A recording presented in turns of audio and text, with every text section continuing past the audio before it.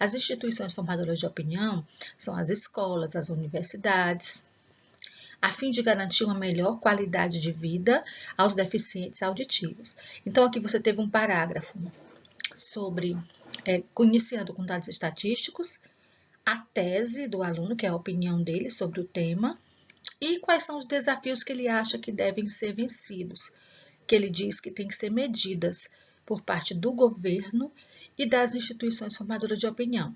Ele apresentou esses 2 pontos e, no decorrer da redação, ele vai ter que abordar no próximo parágrafo sobre as medidas do governo e no outro parágrafo, no terceiro, sobre as escolas, as universidades, o que elas podem fazer para garantir essa melhor qualidade de vida aos estudantes deficientes auditivos.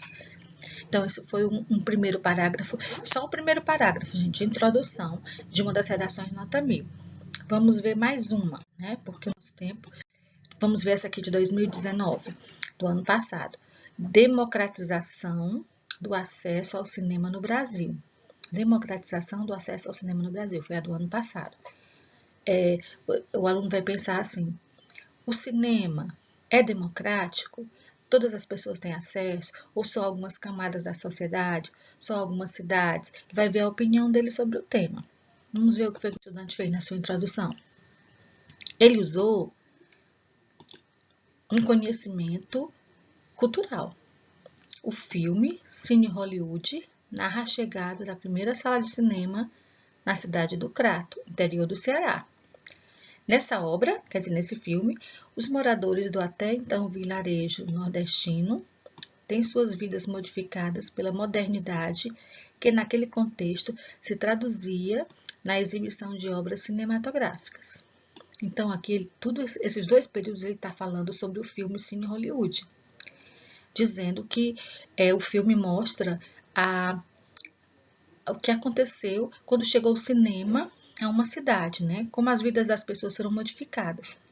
Agora, ele vai falar a sua opinião. De maneira análoga, quer dizer, de uma maneira semelhante a essa história fictícia, a questão da democratização do acesso ao cinema no Brasil ainda enfrenta problemas no que diz respeito à exclusão da parcela socialmente vulnerável da sociedade. Ou seja, aqui foi a apresentação do assunto, usando um conhecimento cultural, e logo depois vem a opinião dele, dizendo que a democratização do acesso ao cinema enfrenta ainda muitos problemas, principalmente na camada da sociedade que é mais vulnerável, ou seja, que tem menos condições financeiras. Aí, por último, ele vai apresentar os seus argumentos, né? Assim, é lícito afirmar que a postura do Estado em relação à cultura e a negligência de parte das empresas que trabalham com a 7ª arte contribuem para a perpetuação desse cenário negativo. Então, ele atribui. Por que a população mais carente não tem acesso ao cinema? Ele diz que é por causa da postura do Estado, postura do governo em relação à cultura. E as empresas também, que contribuem para que o cinema seja ainda uma arte de elite, da elite, né? De quem tem mais condições financeiras, das grandes cidades também. Então, ele está atribuindo ao governo, em relação à cultura, e às empresas que trabalham com o cinema, com a 7ª arte. Nos próximos parágrafos, que ele já apontou aqui quais são as questões, ele vai falar sobre o governo e vai falar sobre as empresas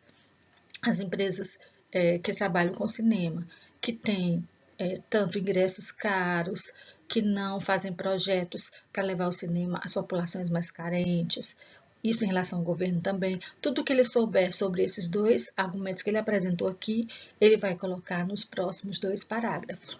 Lembrando, nós estamos falando só do parágrafo de introdução no momento, onde deve ter uma apresentação do assunto, usando um daqueles tipos de introdução, a opinião sobre o tema, que se chama tese, e em seguida a apresentação dos argumentos. Por que a pessoa acha que o cinema ainda enfrenta problemas? Tem que ver pelo menos 2 motivos, para que ele possa fazer em seguida 2 parágrafos falando sobre esses principais motivos. E por último, fazer a conclusão. É bem simples, gente. É a apresentação do assunto, a apresentação da opinião, Aí o aluno se pergunta por que que é dessa forma, ele apresenta 2 motivos, pelo menos 2, porque na folha de redação do Enem só cabem 2 ou 3 argumentos, e aí ele vai, esse primeiro parágrafo, ele vai direcionar toda a redação, porque os argumentos que são apresentados aqui, no caso, ó, a postura do Estado em relação à cultura e a negligência por parte das empresas, trabalham com a sétima arte, são os 2 assuntos que ele vai ter que trabalhar nos próximos 2 parágrafos. Um sobre a postura do Estado e o outro sobre as empresas que trabalham com a sétima arte. São 3 partes aqui na introdução. Bom, eu vou colocar uns dados estatísticos para que vocês escrevam para mim um parágrafo só, de 5 a 7 linhas, começando que esse primeiro período aqui ele contenha dados estatísticos, tá?